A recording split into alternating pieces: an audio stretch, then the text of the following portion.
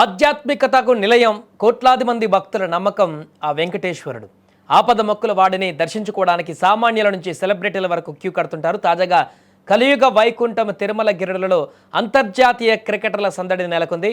America జాతీయ cricket జట్లో కీలక పాత్ర పోషిస్తున్న భారత సంతతి ఆటగాళ్లు కుటుంబ సమేతంగా శ్రీవారిని దర్శించుకున్నారు. USA team captain Monank Patel, Milind Kumar, star bowler Saurabh Netravalkar మంగళవారం ఉదయం తిరుమల చేరుకున్నారు.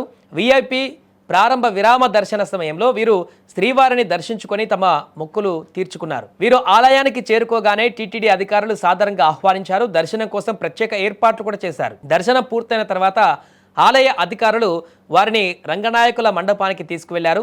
అక్కడ వేద పండితులు మంత్రోచ్చారణల మధ్య వారికి ఆశీర్వచనం అందించారు. అనంతరం స్వామివారి శేషవస్త్రము, తీర్థ ప్రసాదాలను వారికి అందజేసి గౌరవించారు. దర్శనం అనంతరం కెప్టెన్ మోనక్ పటేల్ మీడియాతో మాట్లాడారు. స్వామివారిని దర్శించుకోవడం చాలా ఆనందంగా ఉందని, మనసుకి ఎంతో ప్రశాంతత లభించిందని ఆయన చెప్పారు. ముఖ్యంగా తిరుమల ఆలయ ప్రాంగణం, పరిసర ప్రాంతాలలో టీటీడీ నిర్వహిస్తున్న పరిశుభ్రత కార్యక్రమాలను ఆయన ప్రత్యేకంగా కొనియాడారు. ఇంత రద్దీ ఉన్నా సరే పరిసరాలను ఇంత అద్దంలా ఉంచడం గొప్ప విషయమని ఆయన కితాబిచ్చారు. సౌరభ్ నేత్రవల్కర్ కూడా తన ఆధ్యాత్మిక అనుభూతిని పంచుకున్నారు. ప్రస్తుతం ఈ క్రికెటర్ల వీడియోలు సోషల్ మీడియాలో వైరల్ అవుతున్నాయి.